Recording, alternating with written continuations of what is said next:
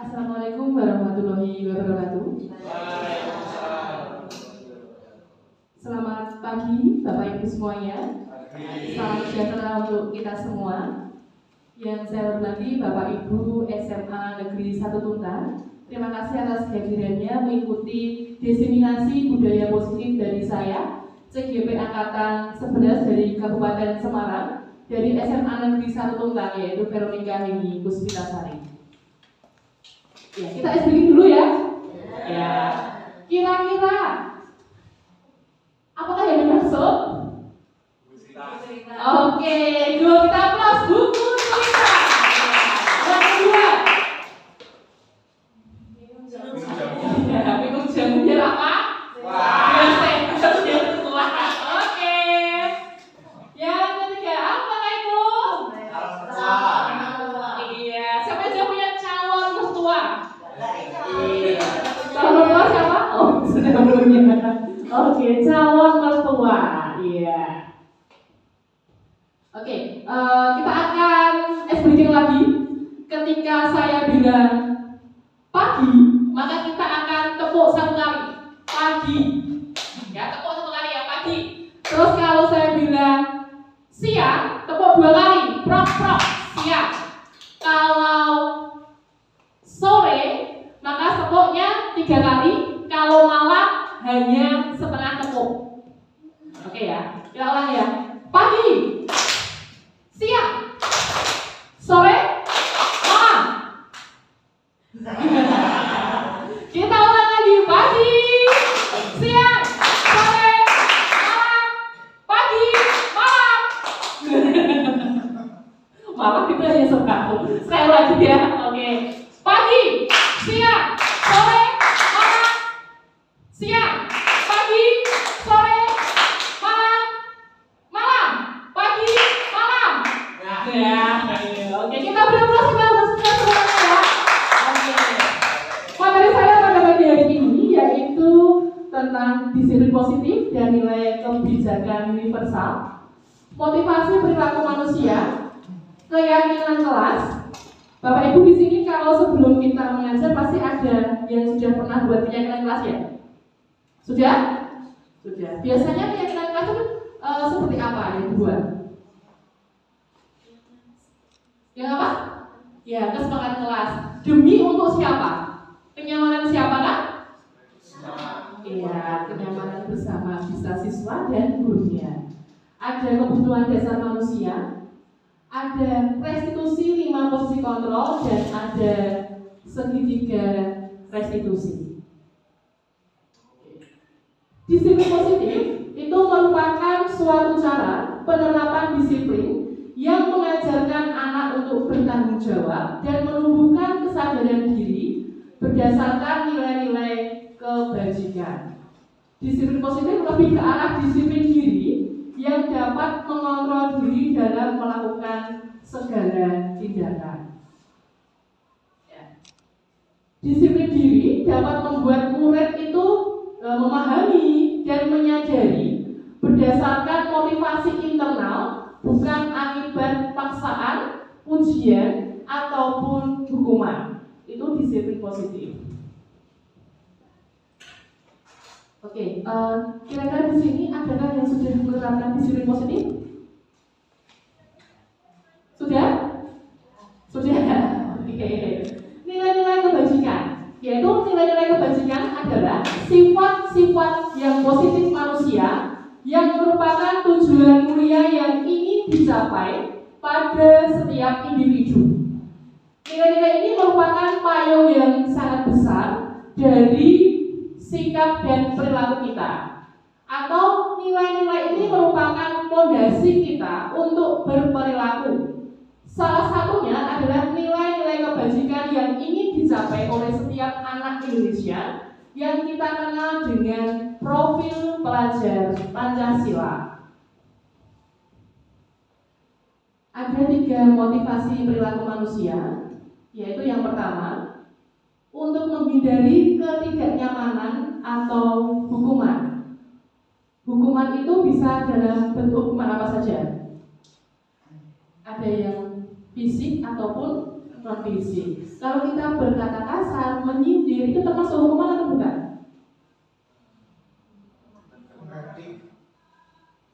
Bukan. Terus termasuk apa? Ketidaknyamanan? Oke, kita lihat ya satu. Yang kedua, untuk mendapatkan imbalan atau penghargaan dari orang lain. Kalau murid biasanya berperilaku baik ataupun dia mempunyai prestasi, biasanya kita kasih imbalan atau enggak? Dikasih imbalan biar apa? Biar tambah semangat. Oke, nanti kita lihat juga ya. Yang ketiga yaitu untuk menjadi orang yang mereka inginkan dan menghargai diri sendiri dengan nilai yang mereka percayai. Ya.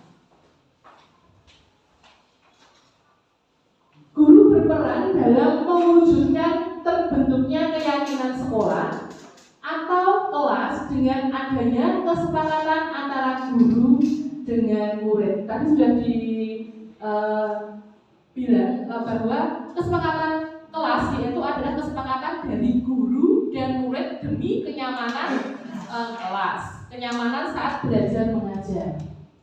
Keyakinan sekolah atau kelas merupakan pernyataan universal yang mudah diingat dan dipahami dan harus diterapkan di lingkungan sekolah.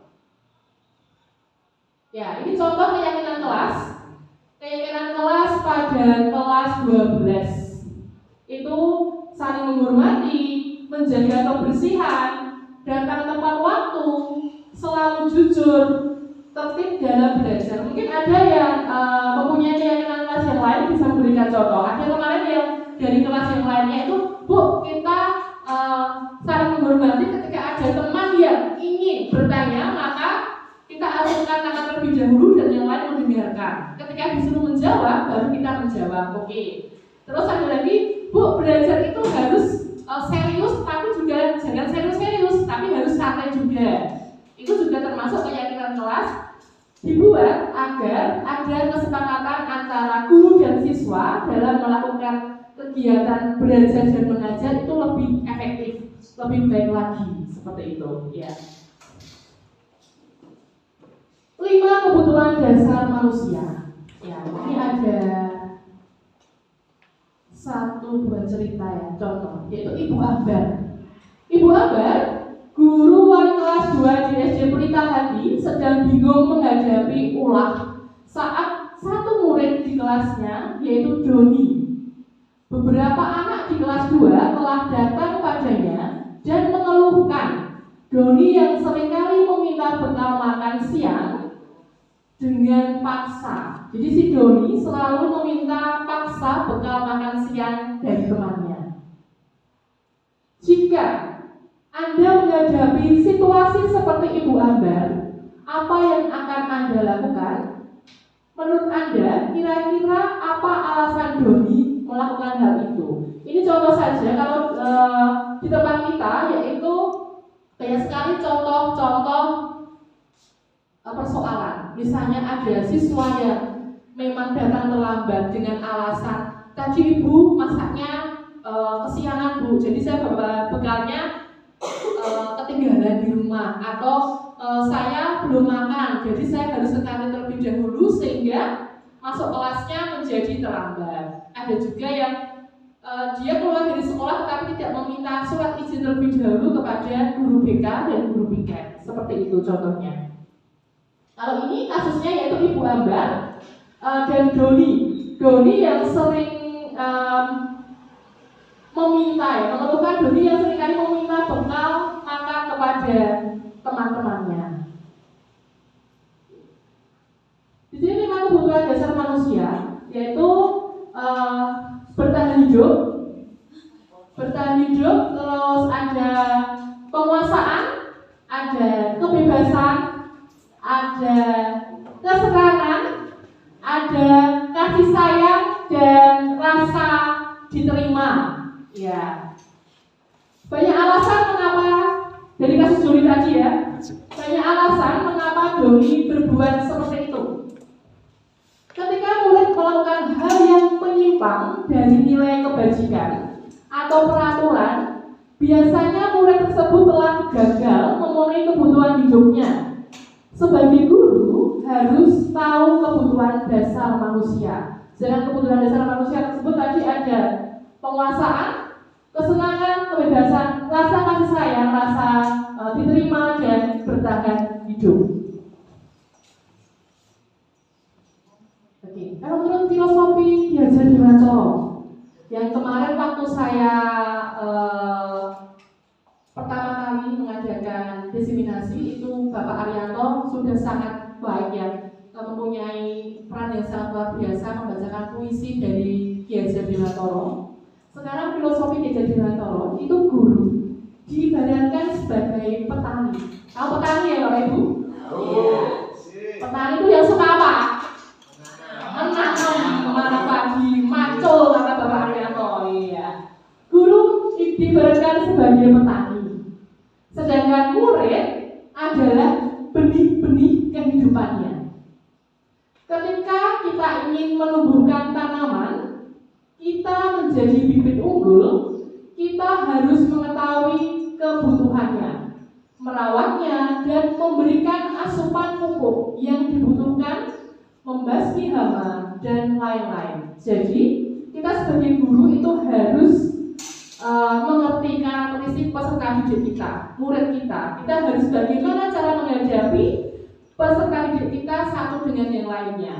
Tidak semuanya sama, Bapak Ibu. Peserta didik tidak semuanya sama. Jadi ada yang karakteristiknya macam-macam.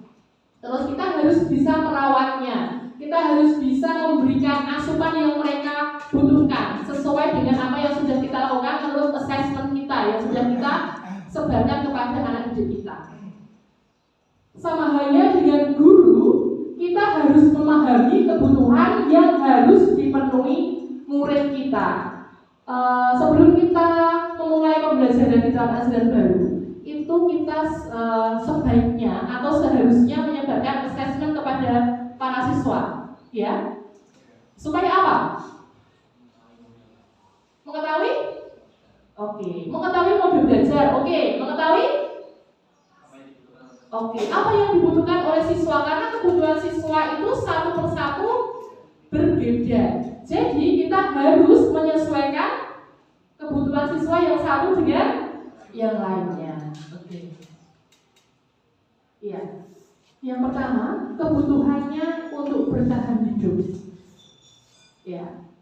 Meliputi kebutuhan secara fisiologis seperti sandang, pangan, papan, rasa yang nyaman, kesehatan, semua orang membutuhkan itu. Termasuk dengan Doni pada peristiwa yang tadi ya. Kalau Doni tidak membawa bekal, dia minta kepada temannya karena lapar. Berarti Doni sedang memenuhi kebutuhan untuk bertahan hidup. Ya. Jadi ketika ada siswa kita yang tidak membawa bekal dari rumah sehingga dia meminta bekal temannya, maka dia berusaha sedang memenuhi kebutuhan hidupnya. Yang kedua yaitu kasih sayang. Kasih sayang, siapa yang butuh kasih sayang? Semua butuh kasih sayang, Bapak Ibu. Oke. Termasuk saya ya, Pak, yang tidak butuh kasih sayang. Oke, yang kedua yaitu kasih sayang. Kebutuhan untuk disayangi, dimengerti, diterima pada hubungan sosial, kebutuhan untuk merasa menjadi bagian dari suatu kelompok. Semua orang butuh kasih sayang, begitu juga dengan murid. Murid juga butuh kasih sayang dan rasa diterima. Ketika tidak terpenuhi, maka mereka akan mencari perhatian, seperti lari-lari di kelas dan ingin diperhatikan gurunya atau temannya. Di sini, murid sini banyak yang butuh kasih sayang. Ya. Contohnya apa? Termasuk gurunya. Iya. Kebanyakan kalau di sini saya sebagai guru BK itu banyak murid yang bercerita atau konseling dengan saya bahwa Bu, orang tua saya bekerja di luar negeri, bapak saya di rumah juga sibuk dengan dunianya sendiri. Sedangkan kakak-kakak saya juga sibuk dengan rumah tangganya masing-masing.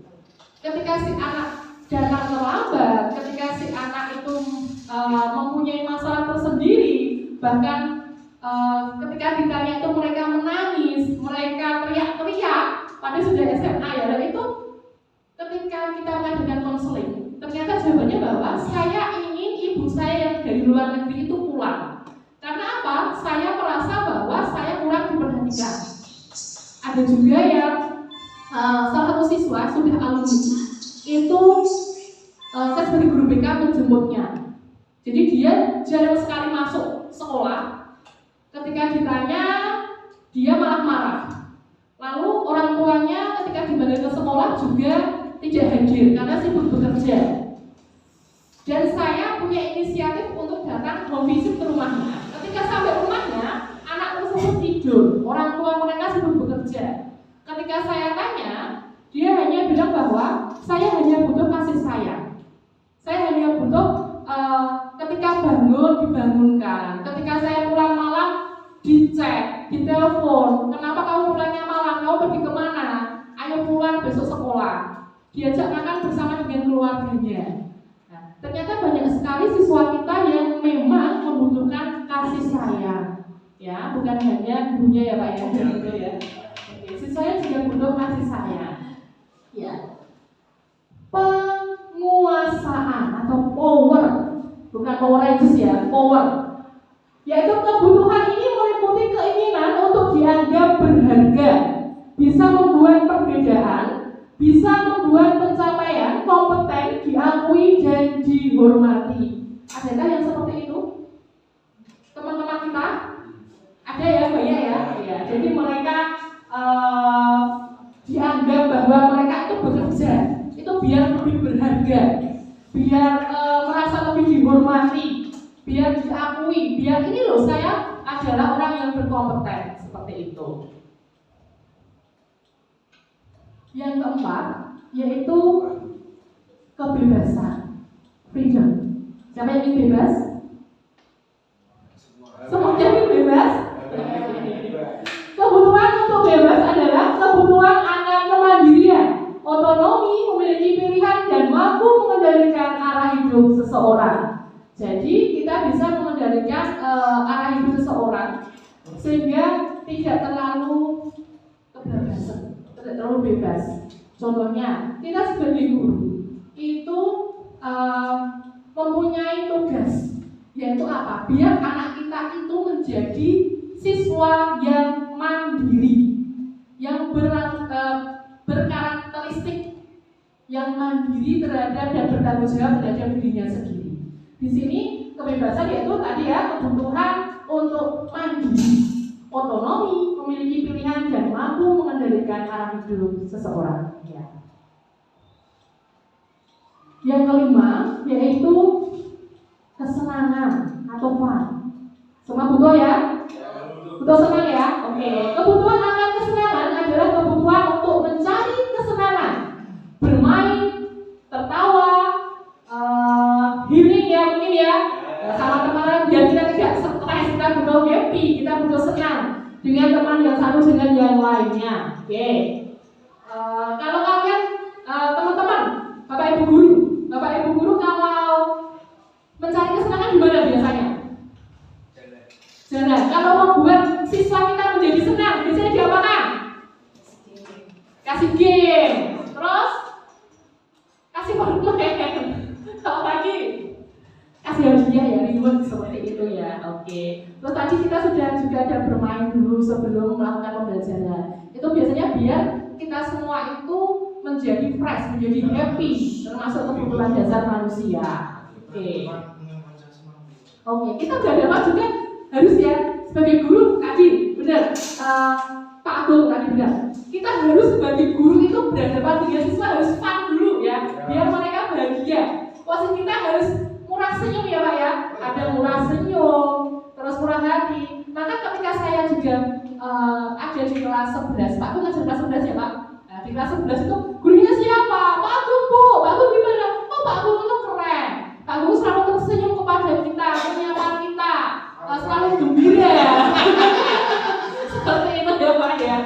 ya, itu Pak Arianto. Pak Arianto kalau di kelas bagaimana? Nggak ngantuk Bu, padahal pelajarannya kimia ya Pak ya. Nah, kimia, tapi nggak ngantuk, memberikan kesenangan kepada siswanya. Dengan cara apa? Oh, kalau menghafal rumus dulu Bu, diajak nyanyi dulu, diajak puisi dulu, maka kita nggak ngantuk, kita senang berhitung di tengah-tengah nyanyian sepoi-sepoi katanya, seperti itu. Luar biasa sekali. Oke. Ya, kasusnya tetap tadi ya, apabila jawaban Doni ketika ditanya oleh Ibu Ambar adalah karena Doni lapar, ia lapar dan orang tuanya tidak membawakannya bekal makan siang. Ya, kalau menurut seperti itu pandangan Bapak Ibu guru salah nggak? Doni kalau ibunya nggak masak, terus dia kelaparan sampai sekolah sehingga meminta bekal temannya, salah? Tetap salah? Oke. Benar-benar salah-salah ya Pak ya. Iya. Apa kebutuhan dasar yang Doni butuhkan? Apa tadi yang dibutuhkan Doni? Kebutuhan dasarnya? Bertahan hidup. Oke. Apabila Doni menjawab bahwa alasannya mengambil bekal temannya karena dia merasa senang temannya jadi memperhatikan dia, berarti dia kurang perhatian ya? Iya. Ketika temannya melaporkan tindakannya itu kepada salah satu guru dan gurunya memberitahu orang tuanya sehingga orang tuanya jadi memperhatikan dia, maka kebutuhan dasar yang sedang dipenuhi Doni, ayo, kasih sayang. Oke. Apabila jawaban Doni adalah dia merasa hebat karena temannya jadi takut dengan dia dan menuruti keinginannya, maka sebetulnya Doni sedang berusaha memenuhi kebutuhan dasar yang mana? Power. Oke. Bila jawaban Doni dalam kasus di atas adalah bahwa dia merasa bosan dengan bekal makanan yang dibawakan ibunya di rumah karena ibunya selalu membawakan bekal yang sama. Oleh karena itu dia ingin mencoba makanan teman-temannya yang beraneka ragam, maka Doni sedang berusaha memenuhi kebutuhannya yang akan freedom. Bebas ya. Oke. Bila Doni menjawab bahwa ia melakukan karena iseng saja dan ia menikmati ekspresi wajah teman-temannya yang akan kesal karena diambil makanannya, dan menurut dia ekspresi teman-temannya itu lucu, maka berarti Doni sedang berusaha memenuhi kebutuhan yang akan senang. Oke. Iya. Sekarang ketika saya bertanya tadi, ketika ada siswa yang jarang masuk sekolah dan saya melakukan home visit dan dia beranggapan bahwa dia tidak dipedulikan dan ingin sekali orang tuanya memedulikannya, termasuk kebutuhan apa? Kasih sayang. Oke. Lalu bagaimana peran kita sebagai guru? Yang pertama yaitu identifikasi kebutuhan murid. Yang kedua, kita cari tahu latar belakangnya. Yang ketiga yaitu kebutuhan dasarnya tidak terpenuhi. Oke. Untuk restitusinya, posisi kontrol guru yaitu sebagai penghubung, pemantau, teman, pembuat rasa bersalah, dan manajer. Kita sebagai yang mana ya, Bapak Ibu? Manajer. Kenapa bisa disebut sebagai manajer, Pak Arianto? Kenapa kita bisa disebut sebagai seorang manajer? Kita harus bisa latar belakang dulu, kemudian tidak bisa anak menyelesaikan masalah sendiri.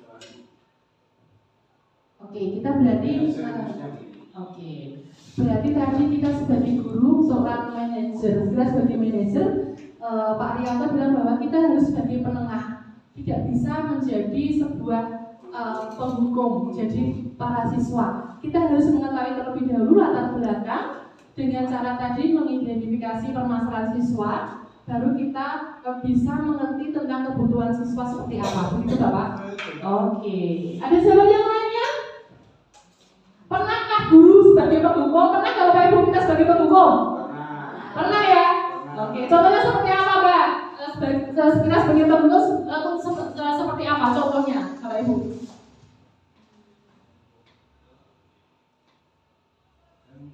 Menghukum gimana Pak Bu? Marah-marah nesu, tidak mengetahui dulu permasalahan sebab akibatnya ya, tiba-tiba langsung kita marah. Kerjakan itu, keluar dari ruangan saya. Nah, gitu ya. Oh, kita sadis sekali ya. Oke, jadi ketika ada tugas kimia yang tidak bisa kita kerjakan, misal kalau kita sebagai penghukum, kata Pak Rianto tadi, misal ya, contoh sebagai penghukum. Orang dengan perintah kerjakan itu di luar sana, keluar dari sini. Nah, saya malas lihat kamu. Nah, itu sadis sekali ya. Oke. Kalau sebagai pemantau, mengamati? Oke. Kalau sebagai teman atau bestie ya, sekarang istilahnya ya, itu bagaimana? Kalau sebagai teman atau bestie? Karena kalau kita sebagai guru BK ya, Bapak Ibu ya, kita sebagai guru BK itu tidak boleh menghukum, tidak boleh ngejudge siswa itu yang bersalah. Kita harus mengerti, kita harus dekat dengan siswa, permasalahan apa yang dihadapi, permasalahan apa yang sedang mereka lakukan atau kerjakan atau lalui, itu kita harus mengerti dulu permasalahan yang ada. Kita harus kadang konsultasi, konseling pun tidak di ruangan. Terkadang siswa itu pengennya Bu, aku pengen mengeluarkan unek saya, tetapi di bawah pohon, curhat, tempat curhat ya Pak ya, curcol, oke, di bawah pohon kalok misalnya, sambil notisan ya Bu sepoi-sepoi, itu bisa nggak? Boleh nggak? Boleh. Jajan sambil Bu, aku mau curhat tapi ke kantin dulu ya Bu, aku mau answer ini Bu, ayo, nanti pada saat jam istirahat ya Bu, oke. Ada juga yang terkadang Bu, saya mau curhat tapi yang sepi-sepi ya Bu. Nah, seperti itu. Terkadang murid itu nyaman malah bukan dengan orang tuanya, terkadang dengan teman atau dengan gurunya, lebih guru BK, biasanya seperti itu. Oke, karena BK itu sahabat siswa ya, bukan penghukum ya. Ada guru BK juga kadang butuh kasih sayang ya Pak ya. Istimewa. Oke. Sekarang kalau pembuat rasa bersalah itu biasanya gimana? Biasanya Pak Agung ini yang tahu ini. Pembuat rasa bersalah itu gimana Pak? Contohnya Pak? Gara-gara kamu itu, temanmu berjumuk. Tuh kan, dibilangin ya gara-gara kamu temanmu jumuk. Padahal jumuk karena PDB ya. Nah, ada seperti itu. Terus ketika pelajaran, misalnya pelajaran agama, itu gimana Bu Bos? Kalau membuat rasa bersalah itu, gara-gara kamu nih tadi nggak berdoa terlebih dahulu, nah sekarang pelakunya kesandung jungkal atau jumuk, terus anaknya jadi merasa itu gara-gara aku ya. Apa Pak? Akhirnya misalnya tertunda. Nah akhirnya misalnya tertunda nih gara-gara kamu nih, makanya nggak berdoa dulu sekarang hujan deh, nah, padahal sudah hujan ya sebelumnya. Oke, lanjut. Contoh penerapan posisi kontrol. Penghukum. Nah itu menghardik, menunjuk-nunjuk, menyakiti, menyindir orang lain. Nah seperti tadi ya, ketika menjadi penghukum, maka kita itu sukanya menunjuk-nunjuk. Dia sak kowe iki lho, gara-gara kowe kira gara tugas. Nah, sekarang teman-temanmu jadi kasihan toh. Jadi nggak mungkin saya harus mengerjakan tugas dari kamu. Nah, itu terus nyindir satu dengan yang lainnya. Nah, misalnya disindir tadi Pak Agung bilang bahwa ada loh anak-anak yang gara-gara tidak mengerjakan tugas dari saya, sekarang saya jadi malas ya disindir-sindir satu dengan yang lainnya. Pernah kita sebagai bapak ibu guru seperti itu sering? Sering. Oke. Kalau Pak Ali ya tidak pernah ya Pak ya. Aman. Oke, sebagai teman, yaitu membuatkan alasan-alasan untuk muridnya, ya. Terus juga membuat merasa bersalah, itu tadi sudah ya. seharusnya kamu itu jalannya itu yang benar, ya jalan dulu. Kok tadi kayak anak kaki gimana Pak? Orang anak kaki jalan kesungguh-sungguh loh gitu ya Pak ya tadi ya contohnya ya. Nah, makanya kamu harus hati-hati lain kali seperti itu. Ada juga yang tadi Bu Kos bilang bahwa saya sangat kecewa ketika kamu tuh diajak berdoa malah bermain dengan teman-temanmu. Sekarang kamu jatuh dari tempat dudukmu. Nah, salahnya sopor ya. Seperti itu. Ya. Ada juga yang memantau. Nah itu, kamu sudah melanggar ya. Tentu saja kamu tahu konsekuensinya. Ada yang seperti itu? Kamu kan sudah melanggar, konsekuensinya ya berarti kamu harus tadi contohnya betul sekali ya. Kamu kan sudah tidak mengerjakan tugas dari saya. Konsekuensi yang sudah kita buat, maka kamu harus keluar kelas mengerjakan tugas di perpustakaan. Itu contohnya seperti itu. Oke, itu nggak boleh. Terus ini dia, sebagai manajer, apakah yang kita yakini? Apakah yang bisa kamu kerjakan untuk memperbaiki masalah ini? Tadi Pak Rianto memberikan contoh yang sangat luar biasa sekali bahwa benar nggak ketika kamu itu terlambat datang ke sekolah karena bangunnya kesiangan, lalu tadi sudah membuat keyakinan kelas bahwa datang tepat waktu, ya Pak ya, datang tepat waktu. Tetapi kamu melanggar keyakinan kelas yang sudah kita buat dalam kelas kita dalam pelajaran kimia, yaitu kamu datang terlambat. Lalu apa yang harus kamu perbaiki? Nah, supaya kamu tidak datang terlambat pada jam saya. Itu yang dinamakan manajer. Apa itu restitusi? Ada segitiga restitusi, yaitu menstabilkan identitas, validasi tindakan yang salah dan menyatakan keyakinan. Restitusi adalah proses menciptakan kondisi bagi murid untuk memperbaiki kesalahan mereka, sehingga mereka bisa kembali pada kelompok mereka dengan karakter yang lebih kuat lagi. Itu yang dinamakan restitusi. Restitusi membantu murid menjadi lebih memiliki tujuan, disiplin positif, dan memulihkan dirinya setelah berbuat salah. Ya, itu menekannya bukanlah pada bagaimana berperilaku untuk menyenangkan orang lain atau menghindari ketidaknyamanan, namun tujuannya adalah menjadi orang yang menghargai nilai-nilai kebajikan yang mereka percayai. Menstabilkan identitas. Berdasarkan prinsip membuat kesalahan adalah bagian dari proses pembelajaran, berperan menggeser identitas murid dari identitas gagal menjadi ke identitas yang sukses. Jangan mengkritik murid yang sedang mengalami identitas gagal. Kita seperti itu Bapak Ibu? Ya? Ya. Oke, jelas ya. Ajukan pertanyaan. Membuat kesalahan suatu yang wajar. Jadi ketika ada siswa yang membuat kesalahan, kita tidak boleh untuk langsung kamu itu kok seperti ini, enggak. Karena kita menjadikan mereka bahwa kesalahan itu suatu yang wajar. Seperti itu. Manusia tidak ada yang sempurna. Semua pasti pernah melakukan kesalahan. Kita bisa memperbaiki masalah ini dengan baik. Saya tidak menanyakan kesalahannya, tetapi fokus untuk memperbaiki masalah yang sedang dihadapi.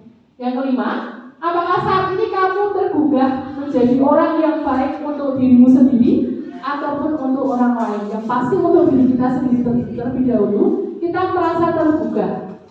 Oke.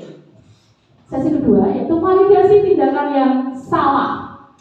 Berdasarkan prinsip setiap perilaku berupaya memenuhi suatu kebutuhan tertentu, guru akan bergeser dari pemikiran stimulus respon menjadi proaktif. Mengenali dan mengakui kebutuhan murid ini dapat memperbaiki hubungan dengan murid. Pertanyaan atau pernyataan disampaikan dengan nada suara tidak menghakimi atau memojokkan. Ajukan pertanyaan seperti ini. Kamu bisa saja bertindak lebih gegabah lagi dari ini. Kamu bukan melakukannya tanpa suatu alasan tertentu. Kamu melakukannya karena mempertahankan sesuatu yang penting bagimu. Mungkin kamu bisa mempelajari suatu perilaku baru yang lebih efektif. Bersediakah kamu mempelajarinya dan mempraktekannya? Seperti itu. Oke. Bisa kita mengontrol seseorang? Bisa nggak?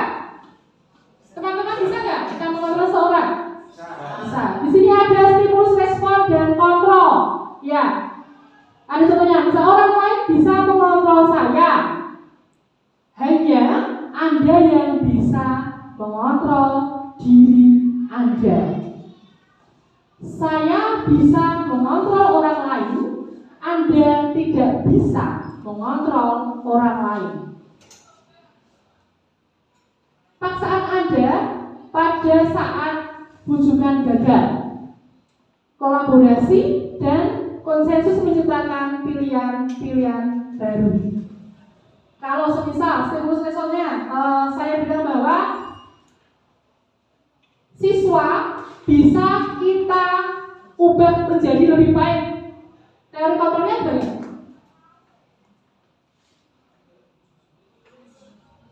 Siswa bisa berubah lebih baik dengan dirinya sendiri.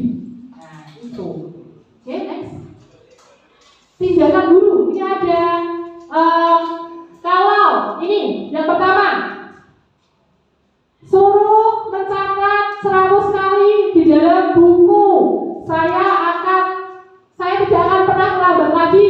Itu termasuk apa? Hukuman. Betul ya hukuman ya? Oke. Hukuman yang lainnya contohnya apa? Oke, lari keliling lapangan karena tidak memakai kaos olahraga. Oke, itu hukuman. Ada lagi contohnya? Push up 10 kali. Ya, mencatat 100 kali, push up 10 kali. Oke, yang kedua.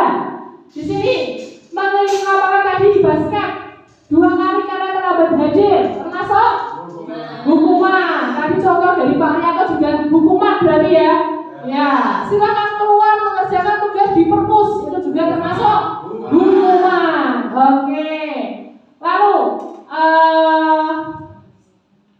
murid diminta untuk sudah menggantikan kertas tugas teman yang telah dicoret-coret. Konsekuensi. Ya, konsekuensi yang lain ada contohnya? Apa? Oke, membersihkan tumpahan air. Terus ada lagi? Mengganti makanan yang sudah ditumpahkan dengan makanan yang baru. Oke, itu konsekuensi. Ada lagi membersihkan tumpahan air sudah. Terus meminta murid tidak mengenakan sepatu seharian di sekolah karena tidak mengenakan sepatu hitam. Hukuman. Apa yang harus kita lakukan seharusnya?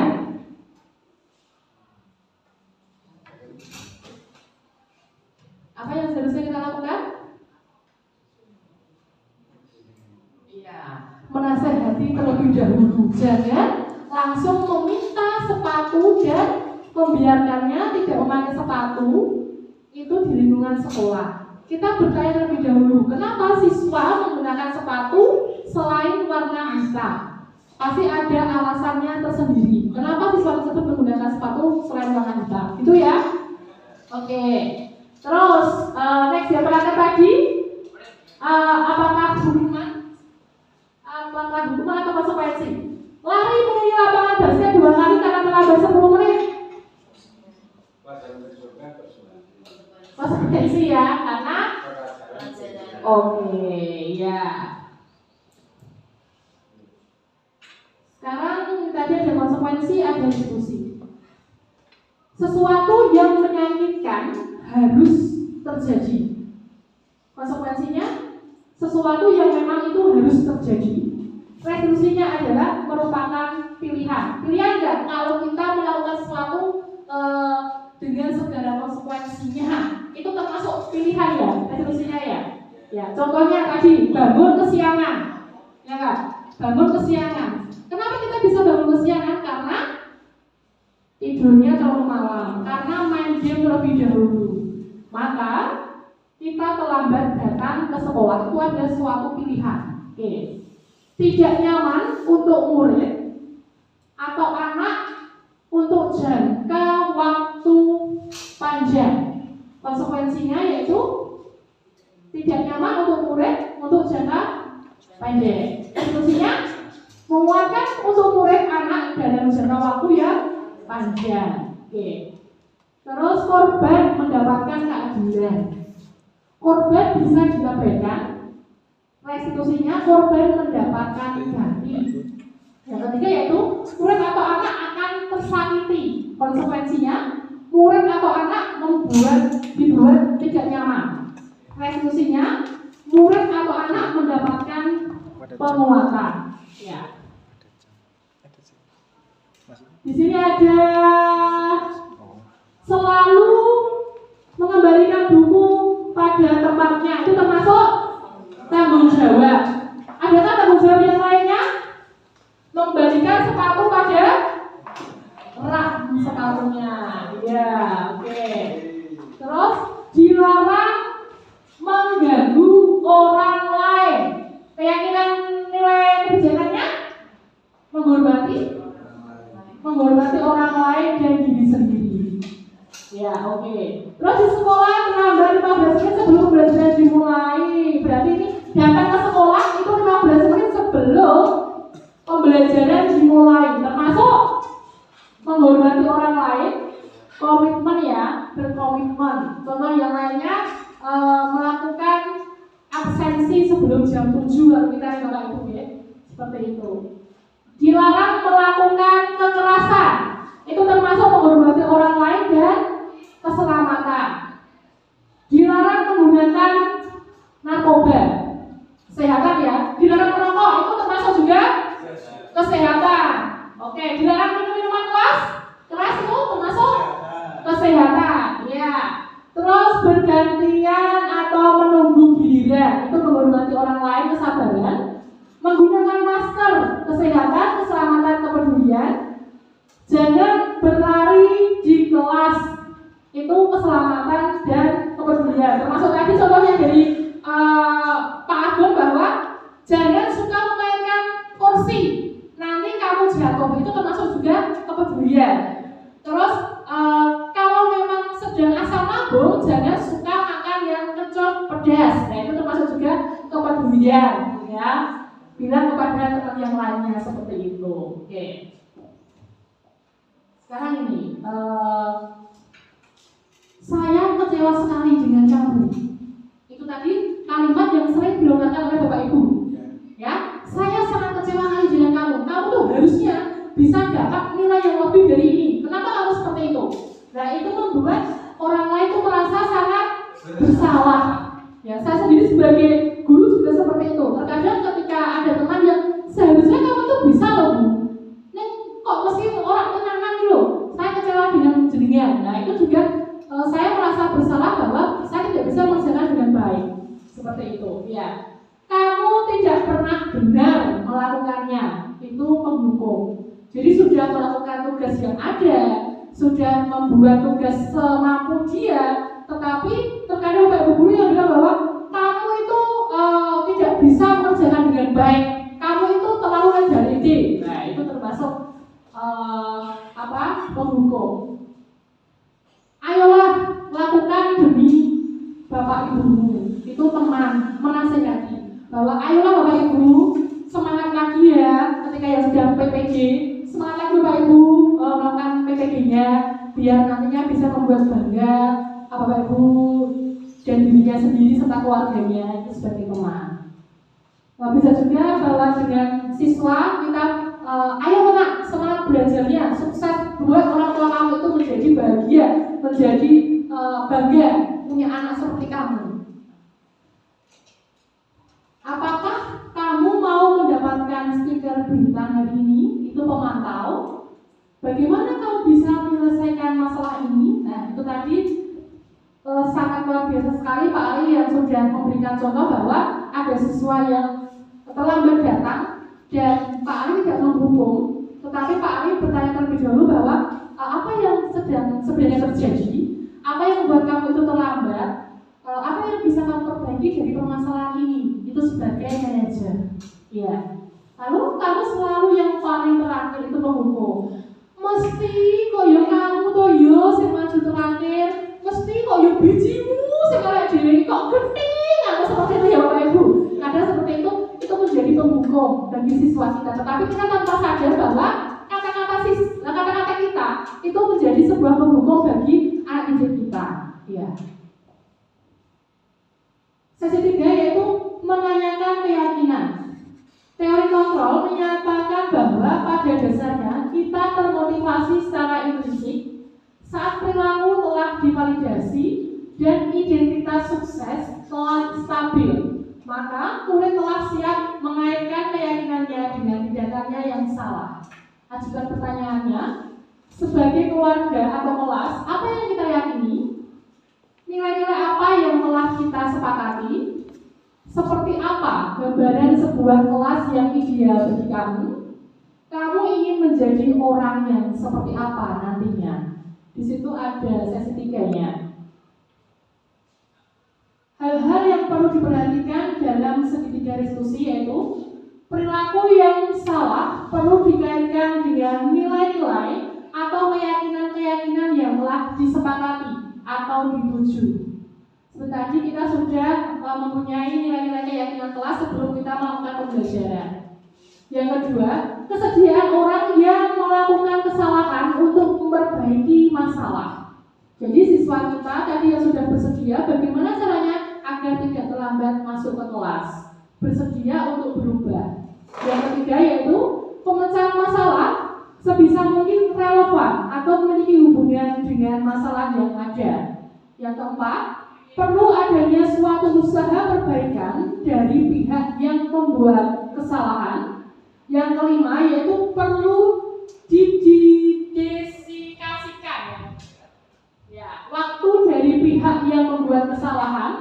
Tanyakan kapan akan mulai melakukan usaha untuk memperbaiki masalah. Ya, saya sebagai guru BK biasanya bertanya kepada siswa ketika siswa sudah menemukan jalan keluar atau solusinya, maka saya akan bertanya, oke, melalui layanan pada siang hari ini, apa yang sudah kalian dapat dan kapan kalian akan melakukan perubahan tersebut demi kebaikan kalian?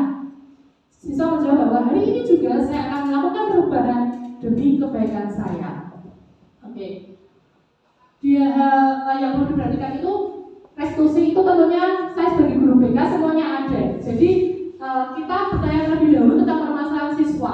Kita sepakati terlebih dahulu akan ada konseling itu berapa lama. Kita melakukan konseling itu kapan? Kalau memang satu kali konseling tidak dapat selesai masalahnya, maka kita berhak untuk mengadakan konseling berikutnya. Seperti itu. Dan adanya kesepakatan kepada guru dan siswa tentang keterbukaan. Kita tidak akan mungkin untuk menceritakan permasalahan yang ada dari siswa. Jadi kita kita saja.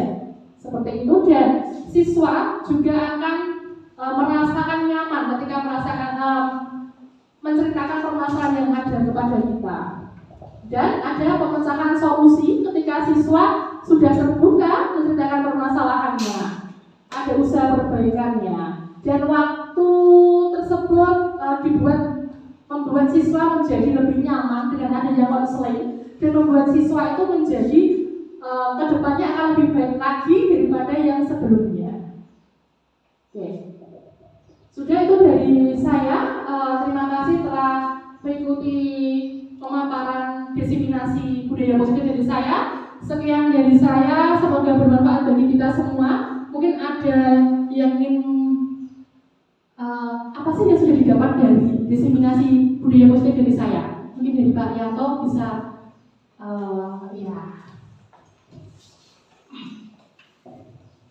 Ya, terima kasih Bu Vero. Dan setelah mengikuti diseminasi ini, kami lebih memahami bagaimana memperlakukan siswa itu agar kita kalau bisa itu sebagai guru itu kalau bisa itu sebagai manajer, bukan lagi sebagai pengurus, karena siswa itu adalah betul-betul apa yang dikatakan oleh Kiai Sarjana adalah benih-benih yang perlu kita tanam dan perlu kita kembangkan, sehingga kita perlu bagaimana mengatasi atau mengikuti kebutuhan siswa itu, yang intinya bahwa kita harus bersifat sebagai manajer. Dari sini terima kasih sekali Bu Vero, saya bisa mendapatkan ilmu baru tentang restitusi. Terima kasih. Ya, kita beri aplaus kepada Pak Arianto. Ya, mungkin ada lagi dari Bu Kos. Kalau saya itu lebih karena saya sebagai guru agama, mungkin mendampingi siswa itu lebih dari guru sebagai teman. Saya kadang-kadang anak itu sebagai teman curhat. Bu, saya segini. Kadang-kadang malah ada yang memanggil, mami saya begini, seperti itu. Kalau dia terlambat, kalau nilainya jelek, kalau terlambat seperti Efrem itu nopo toleh kok seperti ini. Tidak saya enggak, tapi saya sebagai sahabat, sebagai teman dari anak-anak itu, dari Bu Vero ini saya sangat bermanfaat bagi saya. Berarti di sini kalau Pak Ari guru sebagai manajer, tapi kalau saya sebagai guru agama lebih ke guru sebagai teman. Terima kasih. Oke, terima kasih, kita beri aplaus untuk kita semua. Ya, terima kasih Bapak Ibu sudah meluangkan waktunya untuk diseminasi budaya positif bagi saya. Semoga bermanfaat dan kita sebagai guru juga tidak harus kita tidak boleh menjadi penghukum, ya. Kita harus menjadi teman, menjadi manajer. Kita harus tahu dulu permasalahan siswa seperti apa, baru kita tahu jalan keluarnya seperti apa. Seperti itu ya. Kita beri aplaus sekali lagi untuk kita semuanya. Terima kasih sekali dari saya. Wassalamualaikum warahmatullahi wabarakatuh.